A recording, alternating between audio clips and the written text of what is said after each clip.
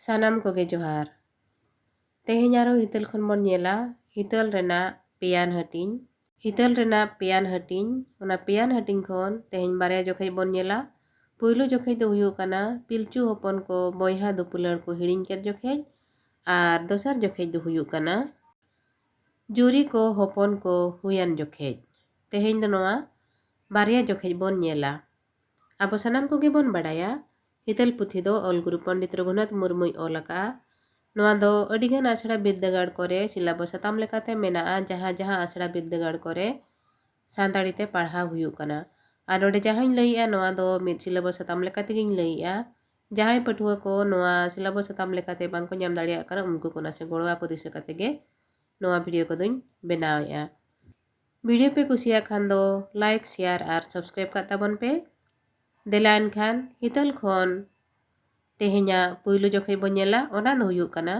पिलचू हपन को बोयहा दुपुलर को हिड़िñ केर जोखे लासाड़ हेड गे धर्मो लासाड़ हेड गे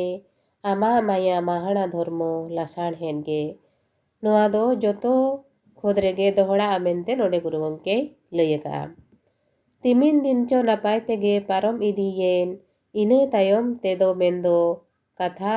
ओणबेयेन उनको जुरी को जोतो को बोयहा कान रेहों बोयहा दुपुलर दो हिड़िñ इदी केट कमी रेहों जमन्यू रेहों रित को एटा केट जुरी दुपुलर गे को मारांग इदी केट पिलचू तिकिन ओना नेलते हपन को तकिन बोयहा दुपुलर रेया लेकिन लयात को जुरी जुरी रेना धरम हपन हारा गे जुरी सुमुंग तेदो मेंदो ओना दो आट गे नोआ साहटारे आट अड़ लेकाते ओणबे एटा लेकायेन बांग गापान लेन रेंगे तेतांग लेका आरहों जीवी चेतान दो हानास तानास एमान मोहिन घोयले अचूरो नोंकाना हों हेज ᱧᱟᱧᱟᱢ दिशा गे आदो जुरी सुमुंग तेदो ओना बांगे दारामो गोपड़ो आर दुपुलड़ा दाड़े ते एनांग ओना कोदो पारम को बांखान ओहोगे बोयहा दुपुलर दोहोय पे गोड़ो चापाल पे बुगी जुदा रे जोतोगे ñेपेल मिदुग पे मानांग मानान रे हों जोतो मित्ते कमी पे धर्मो हों धोरा गे एंदोय बेंगेट आपेगे ओनका बापे ताहेन खान दो धर्मोय एदरे आ मुहिन एमान खन दो आदो दु बापे ᱧामा आयो बाबा हा कथा को आंजम मिद काते जुरी को आकोवा ओनकान दुस को आंगोज केट आयो बाबा ठेन उनको इका को कोय केट दुपुलर आते गे ताहेन कथा को मेन केट पिलचू तिकिन हो इका किन एमाद को उनको नापाय ते ताहे जोंग रिया थुमकिन चलाट को नोआ साहटारे आटड़ लेकाते बन नेला मुहिन दुख विपद मानान मानाव कमी दुस बड़िज तेट निया तायम आर मिद जोखेज बन नेला ओना दो हुयु काना जुरी को हपन को हुयान जोखेज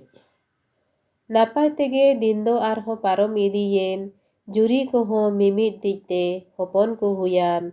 पिलचू तिकिना आदिसते उनको जुरी को हपन को सुज सारचा केट को अनन परिस आते हनी यारे नुई खान दो नु यारे हनी इड़िज मेटाव जोखा ओनका धाय को तिंगुलेन हपन को सुज सारचा को आर छत को नपिते पिलचू तिकिन लेका उनको कमी को कर लेत इना काते दो हपन को एंगात आपात ठेन उगली सार उमुल रेको हिरला काट को ओना दाड़े ते हपन को हारा इदियेन हानास तानास को हो चेद हो बाय ᱧाम लेट को नापाय तेगे गिद्रा को हारा इदियेन दिन दिन ते आर होको सांगे इदियेन नोय नोंका तेहेñा हितल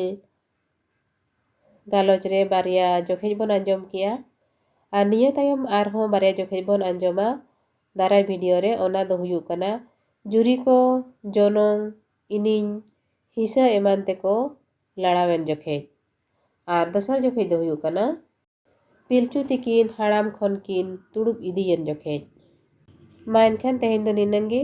जहाँय को तेहेñा नोआ गालोच पे आंजम के ताबोना सानाम को गे अडी अडी सारहाव आर जोहार।